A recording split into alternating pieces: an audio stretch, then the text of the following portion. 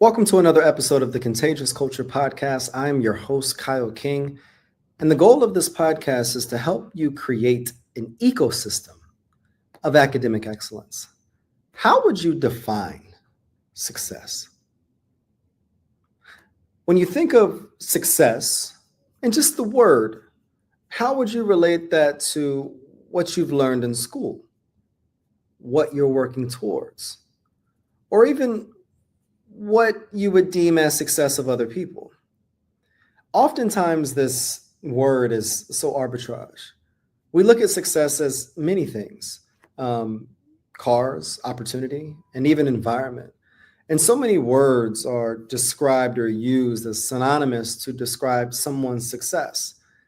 And the truth is, it's up to you to really be able to first define success. But once we've defined success, how do we achieve it? Webster Dictionary defines success as the fact of getting or achieving wealth, respect, or fame. But a new survey from Strayer University suggests that it may be time to update the dictionary's definition. The school, years ago, released findings from its National Success Project survey, which was conducted to determine what success means to Americans today. 90% believe that success is more about happiness than power, possessions, or prestige. And this nationally recognized entrepreneur, women's activist, and a great friend of mine, L'Oreal Jones, would describe it as this way. There is a difference between worldly success and destiny success. Worldly success is being remembered for your possessions. Worldly success is being remembered for your possessions, but destiny success is being remembered for something a little bit different, for everything you are as a person. Now, many of the conversations that we've had here on the Contagious Culture podcast are really about how to navigate developmental space, fundraising space, how to navigate professional environments from the realm of an educator. But today we're going to expand on that.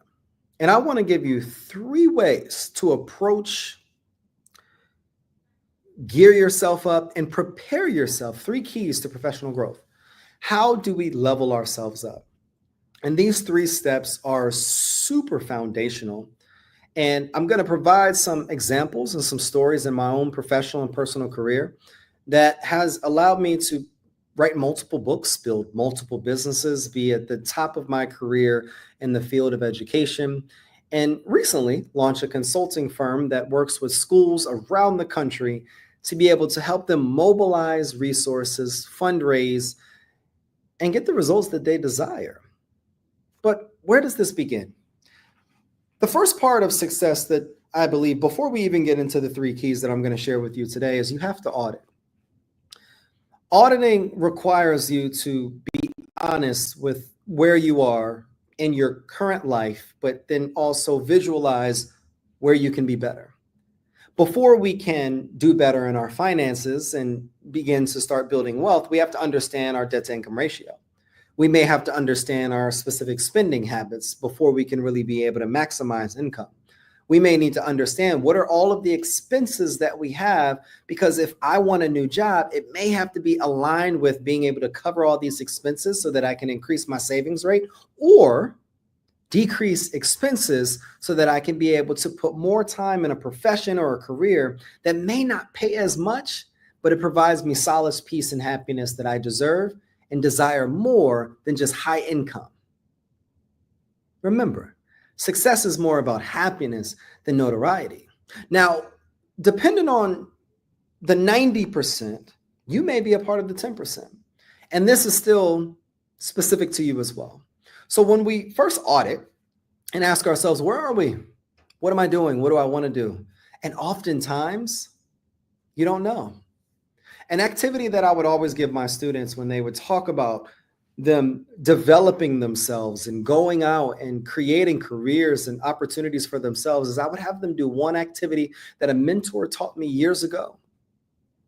He said, Kyle, before you can go off and create another company and get married and have additional children and all of these different things, I want you to do this one activity. And that one activity was, Kyle, I want you to write down 100 things that you want most in your life. If the world was yours, if you had it exactly how you would want it, write down those 100 things that you want most in life. 100 things. And I want you to write this down as I'm communicating this. Because when I first did this list, it was very materialistic, very superficial. But I'm going to read you a few things off of my list that have really been able to be the gateway and the guide to how I want to be able to develop my life. Number one is I want to be unconditionally loved by the woman that I marry, and I want her to be happy. I'm going to skip down. I want to donate $1 million to Alabama A&M University, skipping down. I want to be physically in great shape and mentally clear, skipping all the way down to the next page. I want to visit the Vatican with my children and wife and just look at the ceiling, skipping down. I want to meet my favorite authors and have conversations with them about their perspectives, skipping down. I want to get elected to Senate, into Senate or Congress. I want to run a race in all 50 states.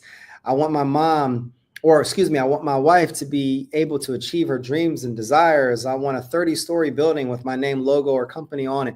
These things are super important to me as an individual, as a professional, and as a man. So before we even begin with the 3 keys that I'm going to share with you today, I want you to take some time and I want you to write down 100 things. Where would you want to go? Where would you want to frequent? What type of relationship would you want? Who would you want to become? Who would you want to marry? And I want you to look at that list after you do it and audit your current life. Do your friends allow you to get to that place? Is your current relationship in alignment with where you want to go?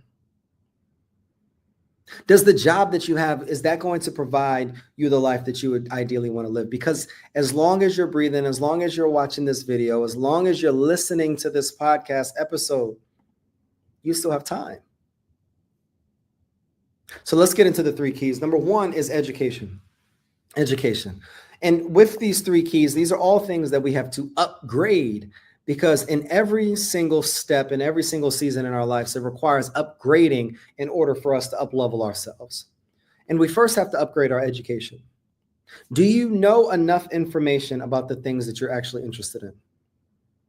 I recognize that we always lean in comfort. We always lean in the places that make us most comfortable, that we probably know a lot of things about. But if you want to make certain changes, you may have to learn more. I recognize that I had certain investments, yes, but if I wanted to be a multimillionaire, if I wanted to be able to create all of this wealth for other people to be able to donate $1 million, it would have required me to learn more about stock investments. It would have required me to learn more about how we can leverage taxes. It would have required me to learn more about how we can potentially put money in investments. It would have required me to learn more. So when you think about the life that you want, what more education do you have to learn? And to follow up that question, how can you acquire more information in that area, whether it's getting a certification, whether it's hiring a mentor, whether it's going to the library 2 times a week or 3 times a week to read a book or check out a book or just sit in there and read, whether it's joining a church community, whether it's shadowing someone, what does that look like to be able to get more education? What classes or certifications are available to you? What internship or shadowing opportunities are available to you? What volunteering opportunities are available to you? Education is the great equalizer.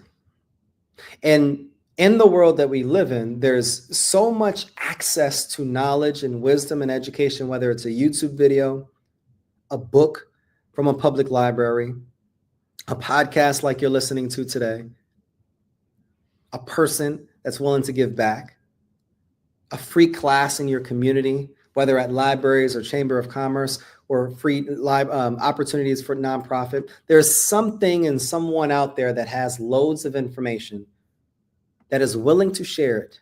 They just don't know that you want it. Number 2, we have to upgrade our involvement. Oftentimes, we believe that just learning is enough. It's not. Earlier this week, I put out a graphic on social media on LinkedIn that talked about when education is it's one book. And it was 3 different stages of how much do you really learn. So from theory, it may be 1 or 2 books. From practice, it was a graphic of like 8 books. But from mistakes, it was a graphic of about 12 books. And what that is saying is that you going off and doing it, you going off and executing, you going off and getting yourself involved in things and trying things and serving someone or trying new opportunities, that's where you're going to upgrade your involvement. That's where you're going to upgrade your life. And that's where you're going to upgrade your success. Are there opportunities to serve within your community, your school, or your church? What allowed me to be the educator, the business owner, and the man that I am today is that years ago, when I initially moved to Charlotte, North Carolina, I was driving down the street called Tryon. I took a left on Mallard Creek Road, and there was this building to my left, and I just wanted to turn in because it said Queen City STEM School. I was not aware with what that even was. I wasn't aware of charter schools. I wasn't aware of what STEM meant. I just saw this building. It looked cool, and I wanted to drive in. I stopped, parked my car, walked into the front door, and asked to speak to the principal. I said, look, my name is Kyle King. I'm new to this area, and I would love just the opportunity to volunteer with students. I recently published a book, and I just want to be able to volunteer and mentor completely for free. Years later, that helped me become a director of marketing at a school. It helped me become an assistant principal at a school. It helped me become a board member at a school. It helped me open up Enrichment Center. It helped me publish additional books. It helped me become a director at a school. It helped me launch a publishing company. It helped me launch an educational company. It helped me launch speaking initiatives. It helped me impact students and families and teachers around the world.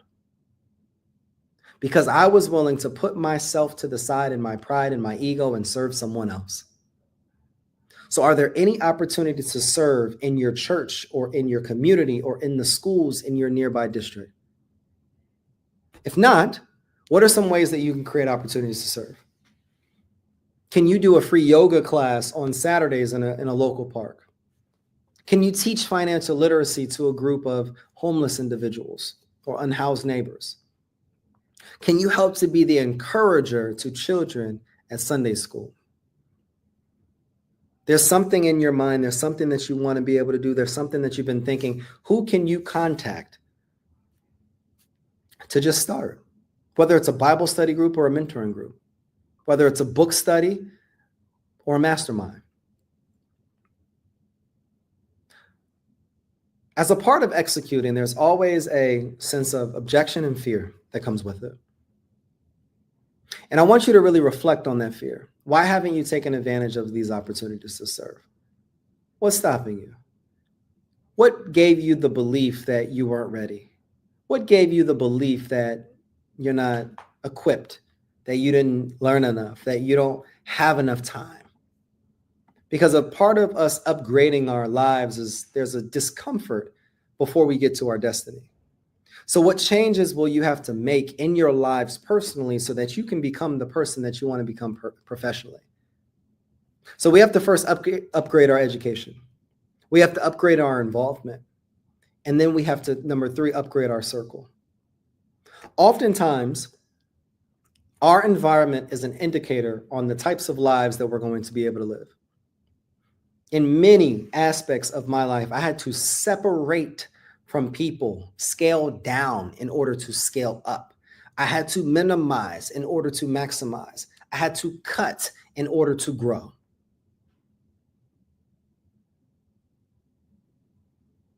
What do you have to cut in order to grow? Where do you have to minimize in order to maximize? Who do you have to become in order to empower? As we think about growing our inner circle, what changes can you make to begin upgrading your circle today? What are some interest groups or clubs or organizations or memberships that you can be a part of, whether you're paying for it or serving towards it?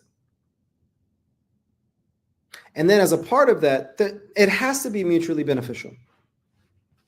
How will your involvement in these groups increase your ability to pursue your purpose? But then also, how will your involvement in these groups increase their ability to pursue their purpose?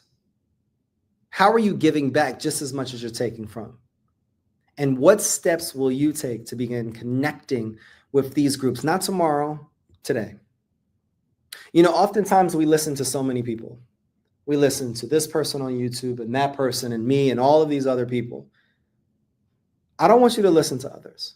I want you to decide and define what success looks like for you.